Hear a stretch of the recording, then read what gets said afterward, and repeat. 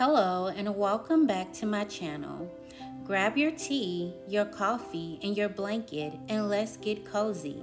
Today, I want to talk about a phrase that has become increasingly popular over the last few years. I don't dream of labor. When some people hear that phrase, they assume it means being lazy.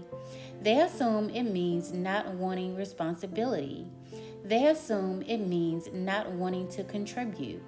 But for many people, that's not what it means at all. For many people, it simply means that work is not the center of their dream. Their dreams are much bigger than a paycheck. Their dreams involve peace, freedom, connection, creativity, and time. And perhaps that is worth talking about. One of the first questions people ask when they meet someone new is, "So, what do you do?" It's such a common question that we rarely stop to think about it. Notice what that question is really asking. What do you do? Not who are you? Not what brings you joy, not what matters to you, but what do you do? Somewhere along the way, many of us were taught to tie our identity to our productivity. We learned that our value was connected to our output, how much we worked, how much we earned, how much we accomplished. Yet, human beings are not machines. Our worth cannot be measured by productivity alone. A flower is valuable simply because it blooms. A sunset is valuable simply because it exists. Neither has to earn its place in the world. Perhaps people deserve the same grace. Modern culture often treats rest as something that must be earned. Rest after work, rest after success, rest after achievement, rest after proving yourself. But what if rest is not the reward?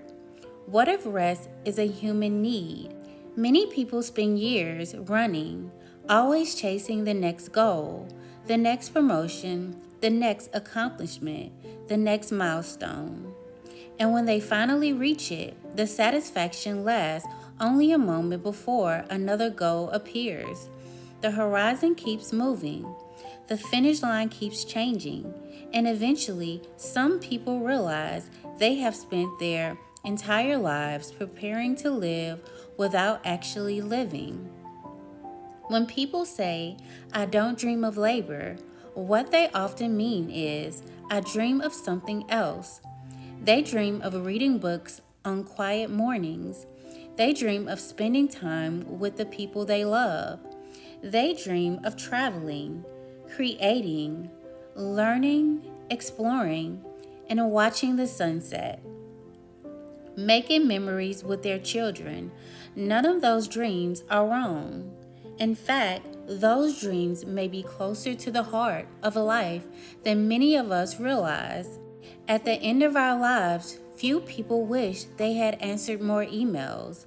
Many wish they had spent more time living. Work is not the enemy. Meaningless work is often the problem. Many people don't dislike effort. They dislike feeling trapped. They dislike feeling disconnected from their lives. They dislike sacrificing their health, relationships, and peace for systems that rarely return the favor. There is a big difference between building something meaningful and simply surviving. One nourishes the soul, the other drains it. The problem isn't labor itself. The problem begins when labor becomes the entire purpose of our existence. A life cannot be sustained by productivity alone. Just as a garden needs both sunlight and rain, people need both effort and rest. Time is perhaps the most valuable thing we possess. Money can be replaced. Possessions can be replaced. Time cannot. Every day we spend is a day we never get back. That realization can be uncomfortable, yet it can be so freeing. Because once we recognize the value of time, we become more intentional about how we spend it. We stop measuring our lives only by accomplishments. We begin measuring them by experiences, moments, memories, connections, the sound of laughter, the warmth of sunlight, the comfort of home, the pages of a favorite book. These things rarely appear on resumes, yet they often become the moments we treasure most. There is courage in choosing a different definition of success. Not everyone wants the same life. Not everyone dreams of climbing the same ladder. And that's okay. Some people dream of peace. Some people dream of simplicity. Some dream of creativity. Some dream of freedom. The world may not always understand those dreams, but they are no less valid. The river does not compare itself to the mountain. The ocean does not compete with the stars. Everything follows its own nature. Perhaps people were never meant to live identical lives either. Many people spend years looking forward to the weekends, vacations, retirements, any opportunity to temporarily escape their lives. But perhaps the better question is, what would it look like to build a life you don't constantly need to escape from? A life with balance, a life with breathing room, a life with meaningful work and meaningful rest, a life where productivity exists but does not consume everything else, a life where joy is not postponed indefinitely, because joy is not something reserved for the future. It belongs in the present too. I don't dream of labor. That doesn't mean I don't believe in effort. It doesn't mean I don't believe in responsibility. It doesn't mean I don't believe in contributing.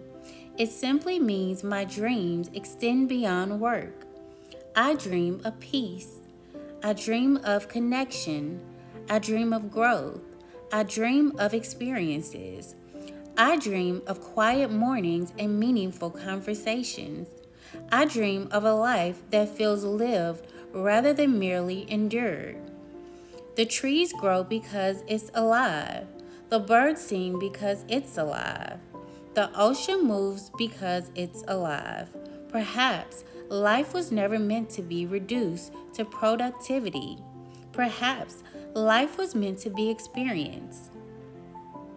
Thank you for spending this time with me. If you enjoyed today's cozy conversation, I'd love to connect with you over on Instagram, where I share reflections, encouragement, and little moments from everyday life. Until next time, be gentle with yourself, protect your peace, make time for the things that matter, and remember your worth has never been measured by your productivity. Take care, and I'll see you in the next video.